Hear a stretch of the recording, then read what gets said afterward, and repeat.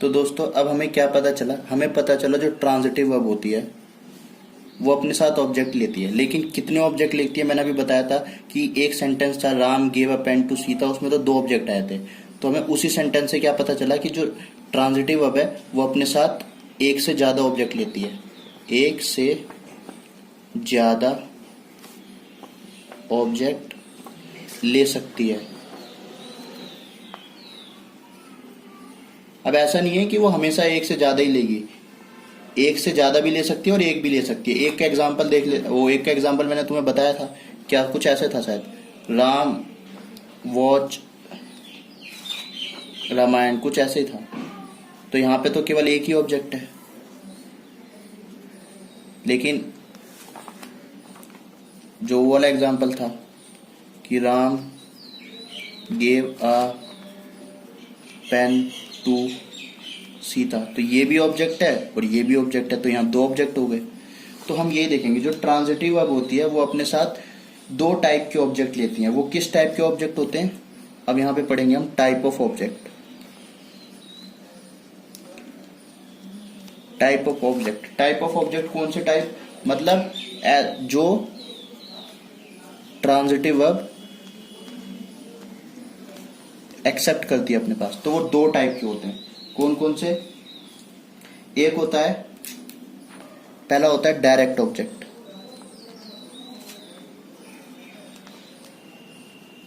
और दूसरा होता है इनडायरेक्ट ऑब्जेक्ट। डायरेक्ट ऑब्जेक्ट और इनडायरेक्ट ऑब्जेक्ट में डिफरेंस क्या होता है, डायरेक्ट ऑब्जेक्ट वो ऑब्जेक्ट होता है जो डायरेक्टली रिलेट करता है, डायरेक्टली रिलेट टू वर्ब, और ये डायरेक्टली रिलेट नहीं करता, ये इनडायरेक्टली रिलेट करता है। तो ये अगर इनडायरेक्ट ऑब्जेक्ट हो या ना भी हो, प्रेजेंट हो तो भी ओके है, अगर ना हो नॉट प्रेजेंट तो सेंटेंस तब भी ओके है। जैसे अभी हमने देखा था कि एक सेंटेंस राम वॉच रामायण, उसमें तो केवल डायरेक्ट ऑब्जेक्ट है, तो डायरेक्ट ऑब्जेक्ट के बगैर भी वो सेंटेंस ओके हो गया। कौन सा सेंटेंस, देखो जैसे मैं एग्जांपल लिख रहा था वो पुराना वाला, क्या था, मोहन वॉच रामायण। अब इसमें ये जो ऑब्जेक्ट है ये वॉच से डायरेक्ट रिलेट कर रहा है। मोहन क्या देखता है, डायरेक्टली रिलेट कर रहा है, क्या देखता है, वो रामायण देखता है, तो ये कौन सा ऑब्जेक्ट हो गया, डायरेक्ट ऑब्जेक्ट। तो क्या इसमें इनडायरेक्ट ऑब्जेक्ट प्रेजेंट है, नहीं प्रेजेंट है, लेकिन सेंटेंस सही है। तो और अगर मैं यही सेंटेंस ऐसे लिख दूं, Mohan gave a pen to Sita, तो ये भी ठीक है। अब इसमें हमने देखा कि यहाँ पे सीता जो है वो इनडायरेक्ट ऑब्जेक्ट है, वो इनडायरेक्टली गेव से रिलेट कर रहा है। देना तो पेन होता है ना, सीता थोड़ी ना देगा कोई, पेन दिया है, पेन तो डायरेक्टली रिलेट है, तो ये डायरेक्ट ऑब्जेक्ट हो गया। और ये सीता इनडायरेक्टली रिलेटेड, भाई दिया पेन किसको दिया, सीता को दिया, तो ये इनडायरेक्ट ऑब्जेक्ट हो गया। तो ये इनडायरेक्टली गेव से रिलेट कर रहा है, तो ये इनडायरेक्ट ऑब्जेक्ट हो गया। तो मैंने बताया कि अगर कोई सेंटेंस में इनडायरेक्ट ऑब्जेक्ट ना भी हो तो भी वो सेंटेंस ओके हो सकता है। लेकिन अगर कोई ऐसा सेंटेंस है जिसमें डायरेक्ट ऑब्जेक्ट नहीं है तो वो सेंटेंस गलत हो जाएगा। तो यहाँ पे नोट वाली बात आ गई, क्या है नोट, यहाँ पे नोट करके लिख लेना। नोट क्या है कि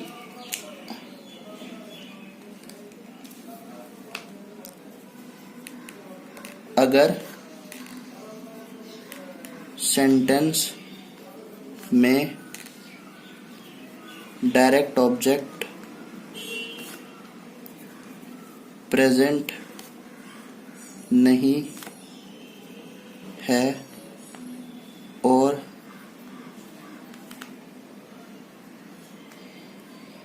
ट्रांजिटिव वर्ब प्रेजेंट है तो सेंटेंस गलत होगा। तो इसका मतलब क्या पता चला, ट्रांजिटिव वर्ब के साथ डायरेक्ट ऑब्जेक्ट कंपलसरी है, ये मैंडेटरी है, ये मैंडेटरी है, समझ गए। जबकि इसके साथ इनडायरेक्ट ऑब्जेक्ट आ भी सकता है, और अगर नहीं भी है तो भी ओके है, आ भी सकता है तो भी ठीक है, नहीं भी आया तो भी कोई बात नहीं। तो इनडायरेक्ट ऑब्जेक्ट से ट्रांजिटिव वर्ब का कम लेना देना होता है, इसका सारा लेना देना डायरेक्ट ऑब्जेक्ट से होता है। अगर डायरेक्ट ऑब्जेक्ट है तो सेंटेंस सही है, अगर डायरेक्ट ऑब्जेक्ट नहीं है तो सेंटेंस गलत है, चाहे उसमें इनडायरेक्ट ऑब्जेक्ट प्रेजेंट हो तो गलत हो जाएगा, समझ गए। तो जैसे एक एग्जाम्पल लिखता हूं तो और अच्छे से क्लियर हो जाएगा। तो एग्जाम्पल लिखता हूं, तो अब हम एग्जाम्पल लेते हैं। क्या था, I teach him, I teach him, मैं उसे पढ़ाता हूं, मैं उसे पढ़ाता हूं। ये सेंटेंस दिखने में तो सही लग रहा है, लेकिन ये सेंस इनकम्प्लीट सेंस है, इनकम्प्लीट सेंस है। भाई मैं उसे पढ़ाता हूं, हाँ तुम उसे पढ़ाते हो, मैं उसे पढ़ाता हूं, लेकिन टीच क्या पढ़ाते हो, कुछ मिसिंग है, क्या क्या मिसिंग है, क्या पढ़ाते हो भाई वो तो बताओ। जब तक हम इसका डायरेक्ट ऑब्जेक्ट नहीं लिखेंगे तो सेंटेंस कैसे सही हो जाएगा। ये तो इसका इनडायरेक्ट ऑब्जेक्ट है ना, मैं उसे पढ़ाता हूं, इनडायरेक्ट ऑब्जेक्ट है। क्या पढ़ाते हो वो जब तक आएगा नहीं तो सेंटेंस को मैं सही कैसे बोल दूं। तो ये सेंटेंस को, इसको कंप्लीट करने के लिए तो हम क्या बोलेंगे, कुछ भी बोल दो भाई, कुछ भी पढ़ा सकता है एक बंदा। आई टीच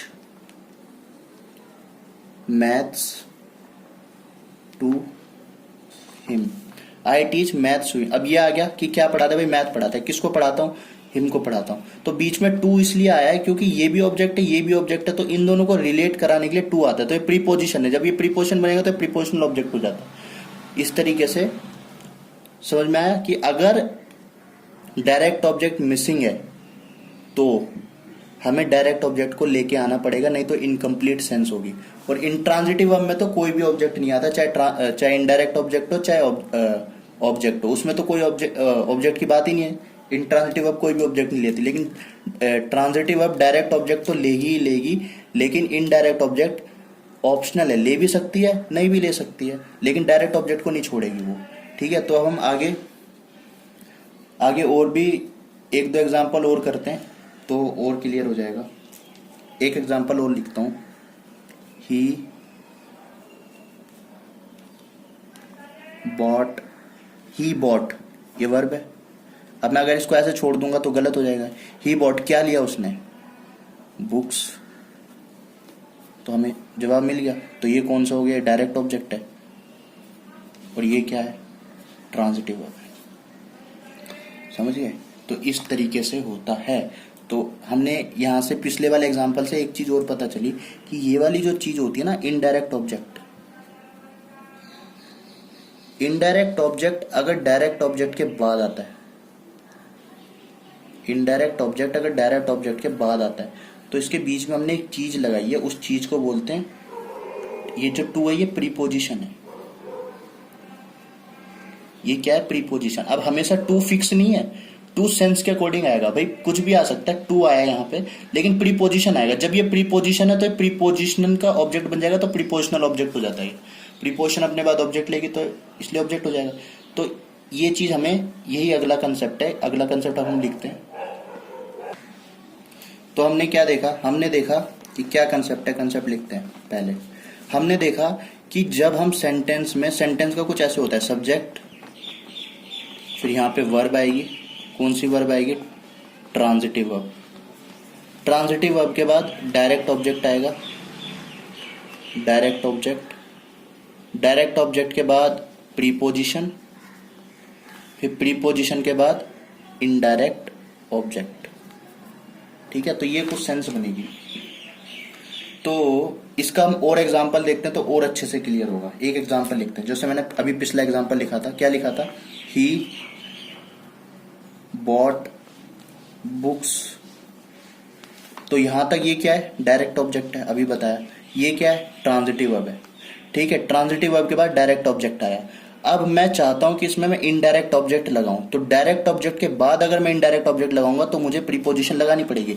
तो मैं कुछ भी लिख देता हूं, he bought books for him, he bought books for him. अब फॉर क्या है, ये प्रीपोजिशन लेके आया हूं मैं। फिर ये हिम क्या है, ये इनडायरेक्ट ऑब्जेक्ट है, इनडायरेक्ट ऑब्जेक्ट, इनडायरेक्ट ऑब्जेक्ट है, लेकिन ये प्रीपोजिशन का, प्रीपोजिशनल ऑब्जेक्ट भी बोलते हैं इसको। ऑब्जेक्ट है किसका, प्रीपोजिशन का, ऑब्जेक्ट ऑफ प्रीपोजिशन, प्रीपोजिशन का भी ऑब्जेक्ट है। और हाय गाइस, अब हम अगला करते हैं transitive verb. Transitive verb, transitive verb ऐसी वर्ब होती है जिसके बाद ऑब्जेक्ट आता है। तो कौन सी वर्ब होती है, जो ऑब्जेक्ट लेती हैं, जो एक्सेप्ट ऑब्जेक्ट, ऑब्जेक्ट आता है तो वो ट्रांजिटिव वर्ब होती हैं। तो इसका एग्जांपल लिखते हैं, एग्जांपल से समझ में आएगा। अभी हमने इंट्रांजिटिव वर्ब के एग्जांपल देखे थे, अब हम पहले ट्रांजिटिव के देखते हैं, तो और अच्छे से आपको इंट्रांजिटिव भी अच्छे से क्लियर हो जाएगा और ट्रांजिटिव भी क्लियर हो जाएगा। जैसे एग्जांपल है इसका, राम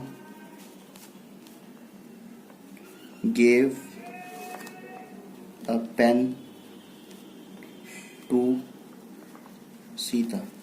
अब इसका जो मीनिंग है वो देखो क्या है, राम ने एक पेन सीता को दिया, राम ने एक पेन सीता को दिया। तो गेव, यहाँ पे गेव जो है वो वर्ब है, काम तो यही कर रही है ना, दिया, तो दिया वाली सेंस तो गेव दे रही है, तो ये वर्ब है। अब हमें ये पहचानना है कि ये वर्ब ट्रांजिटिव है या इंट्रांजिटिव है। तो गेव के बाद क्या रहा है, राम गेव, गेव के बाद मैंने बोला था जब भी हमें ट्रांजिटिव या इंट्रांजिटिव वर्ब को फाइंड आउट करना होता है तो हमें क्या का जवाब ढूंढना होता है। तो राम गेव, क्या राम ने क्या दिया, एक पेन दिया।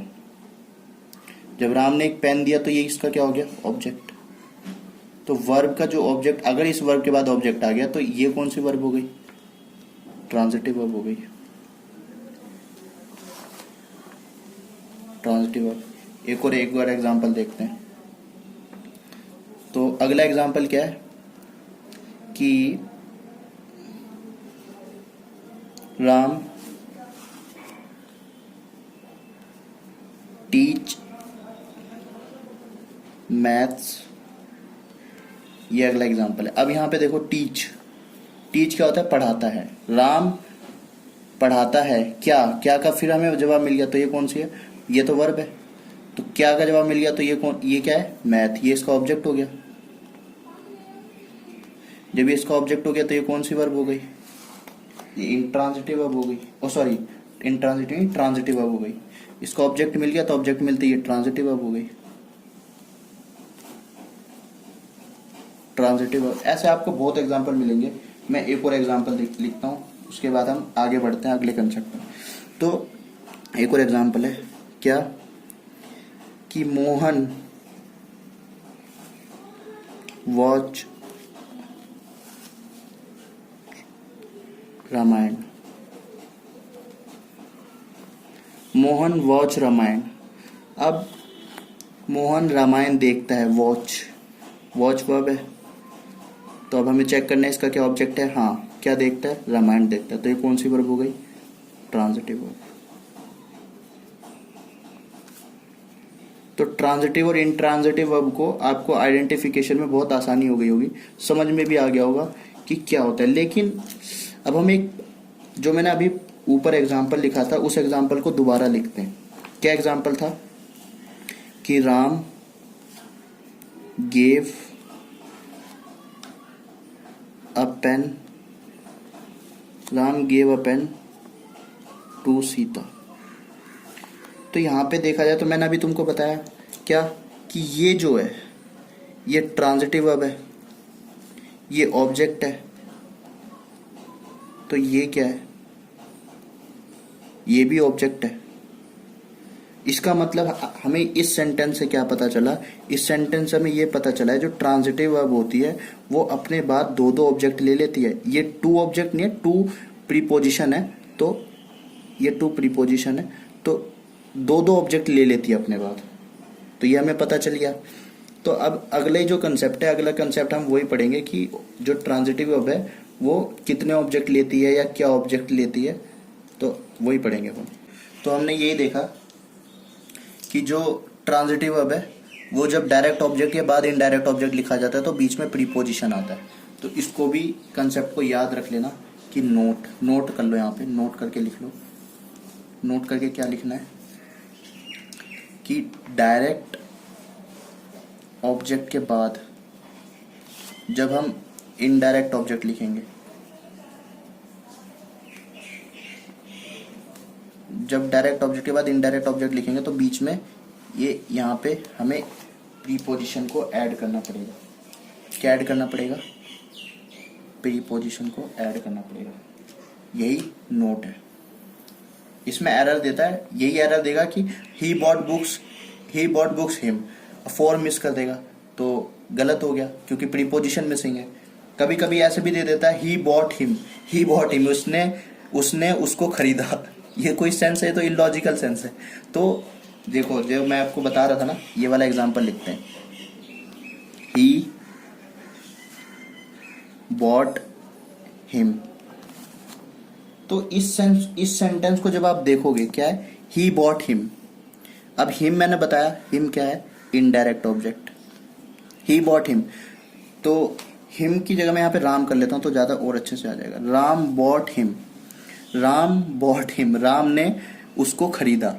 तो ये तो इलॉजिकल सेंस है ना। अब कई लोग कहेंगे क्यों नहीं खरीद सकता उसको? भाई उन लोगों से मैं माफी मांगता हूँ, वो खरीद सकते हैं, लेकिन भाई राम यहाँ पे नहीं खरीद सकता उसको। ही बॉट हिम, तो यहाँ पे इलॉजिकल सेंस है। तब ये तो सेंटेंस गलत हो गया भाई। यहाँ पे ये सेंटेंस में गड़बड़ी आ क्यों रही है, इलॉजिकल सेंस क्यों आ रही है? क्योंकि हमने यहाँ पे वॉट मिसिंग किया है। वॉट मतलब क्या? खरीदा उसने। क्या वॉट मिसिंग किया मतलब हमने डायरेक्ट ऑब्जेक्ट मिसिंग किया। तो जैसे ही सेंटेंस में डायरेक्ट ऑब्जेक्ट मिसिंग होगा तो हमें सेंटेंस के मीनिंग ही कुछ और दिखेगी, इसलिए हम डायरेक्ट ऑब्जेक्ट को मिस नहीं कर सकते। तो ये भी एक हमें पहले मैं बता चुका हूँ, फिर से बता देता हूँ। Ram bought sweets. अब स्वीट्स क्या हो गया? ऑब्जेक्ट हो गया। वो भी कौन सा ऑब्जेक्ट है? डायरेक्ट ऑब्जेक्ट है। डायरेक्ट ऑब्जेक्ट के बाद इनडायरेक्ट ऑब्जेक्ट लिखेंगे तो हमें क्या लगाना पड़ेगा? कोई प्रीपोजिशन, तो प्रीपोजिशन लगा दी फॉर हिम। अब हिम क्या है? Indirect object. तो इस वीडियो में हमें ये समझ में आ चुका है कि जब भी हम डायरेक्ट ऑब्जेक्ट के बाद इनडायरेक्ट ऑब्जेक्ट लिखेंगे तो हम प्रीपोजिशन का यूज करेंगे, अगर उस सेंटेंस में ट्रांजिटिव वर्ब लिखी है तो। ठीक है, तो अब हम अगला कंसेप्ट अगली वीडियो में देखते हैं।